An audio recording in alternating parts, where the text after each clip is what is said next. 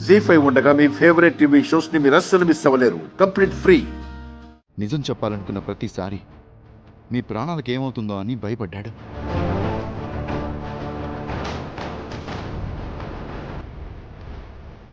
అందుకే ఈరోజు అవని నా భార్య అని చెప్పుకోలేని స్థితిలో ఉన్నాడు.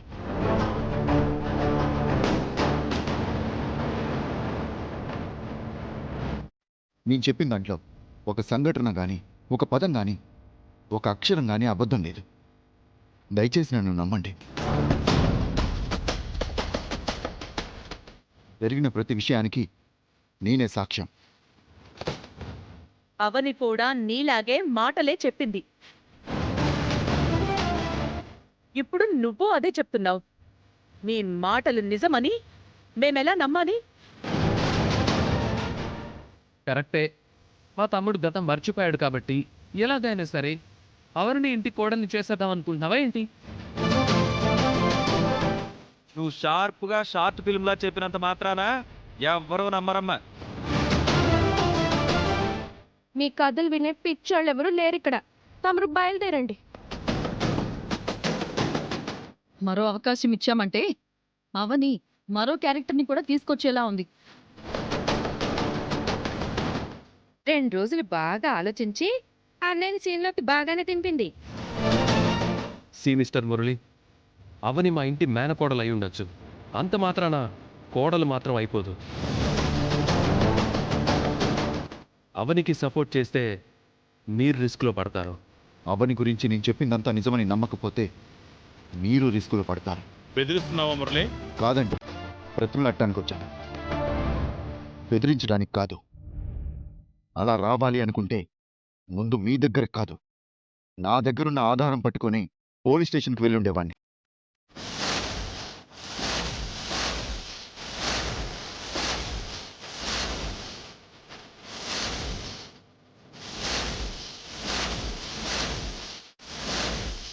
అప్పుడు నేను మీ ఇంటికి రావడం కాదు, మీరంతా పోలీస్ స్టేషన్కి వచ్చుండేవారు. నువ్వు హద్దులు దాటి మాట్లాడుతున్నావు మురళి. అవనికి న్యాయం జరగకపోతే నేను ఎంత దూరమైనా మాట్లాడతాను. ఏదో ఆధారం ఉందంటున్నావు కదా, ముందు ఆ ఆధారం ఏంటో చూపించు. అది చూసిన తర్వాత ఎవరి హద్దులేంటో అప్పుడు మాట్లాడుకుందాం.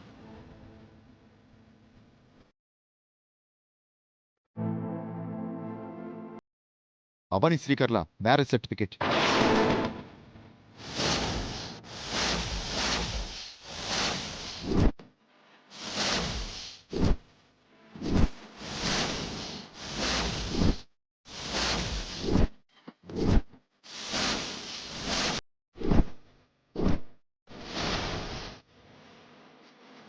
ఈ సర్టిఫికెట్ వస్తుందని అస్సలు కేసు చేయలేకపోయాను.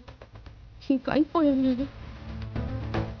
ఏ స్టేషన్లో అయితే శ్రీకర్కి అవనికి పెళ్లి జరిగిందో ఆ స్టేషన్ వారు ఇచ్చిన ధృవీకరణ పత్రం, మ్యారేజ్ సర్టిఫికేట్.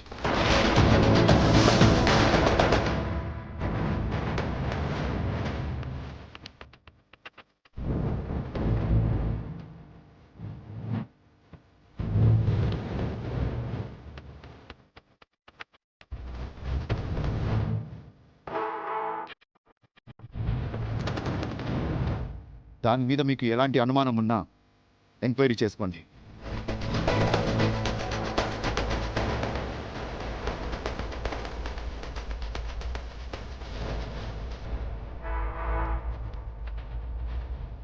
నేను అవనిని పెళ్లి చేసుకున్నానా అంటే అవని చెప్పిందంతా నిజమా? ఈ సర్టిఫికేట్ ప్రకారం అవని శ్రీకర్లకు పెళ్ళైనట్టే వేద.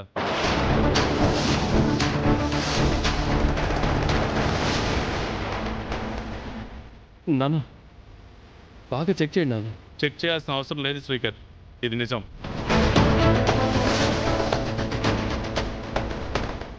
అంటే శ్రీకర్ మన ఇంటికి సరిపడ జాతకం లేదని పెళ్లి చేసుకున్నాడా?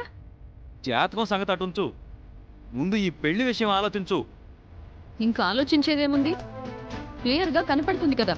అలా చూస్తూ ఉండిపోయావేంటమ్మా? దీనికి పరిష్కారం ఏంటి? జాతకాల సంగతి తర్వాత, మొదట తాళి కట్టించుకున్న అమ్మాయికే న్యాయం జరగాలి.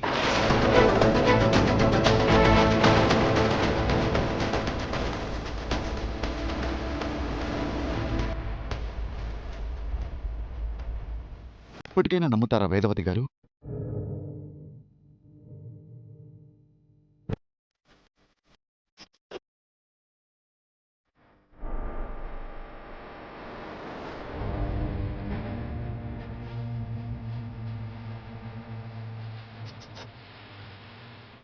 నేను మిమ్మల్ని మోసం చేయాలని ఎప్పుడూ అనుకోలేదు అత్తయ్య.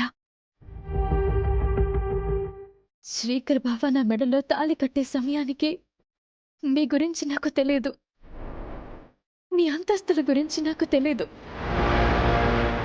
ఆపద సమయంలో నిన్ను ప్రేమించిన వ్యక్తి చేత తాళి కట్టించుకున్నాను, అంతే.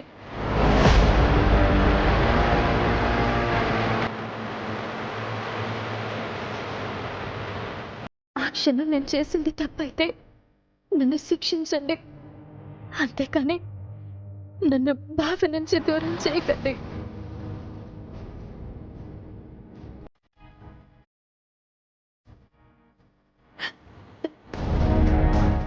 నిహారికకు అన్యాయం చేయాలని నేనెప్పుడు అనుకోలేదు అత్తయ్య.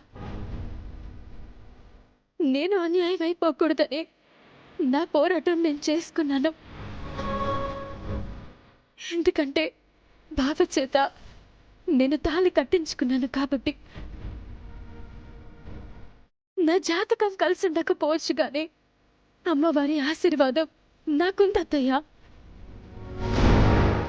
అందుకే నేను మీలా పూజగతిలోకి అడుగు పెట్టగలుగుతున్నాను.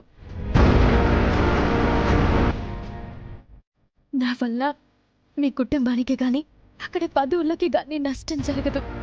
నన్ను నమ్మండి అత్తయ్యా. నువ్వు ఎంతలా చెప్పినా మేము అర్థం చేసుకోలేదు. ఆధారాలు చూస్తేనే గాని నమ్మలేదు.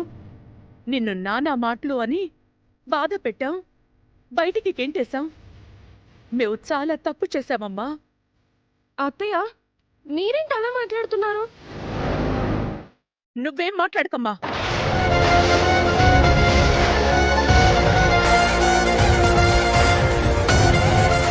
జరిగిన దానికి నువ్వు బాధపడకు. ఇక నువ్వే నా ఇంటి కోడలివి.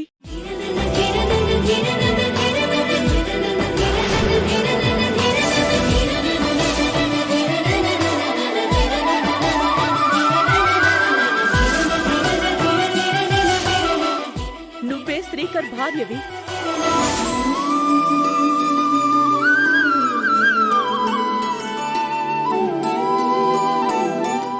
ఎవరు అవునన్నా కాదన్నా నువ్వే నా చిన్న కోడలివి.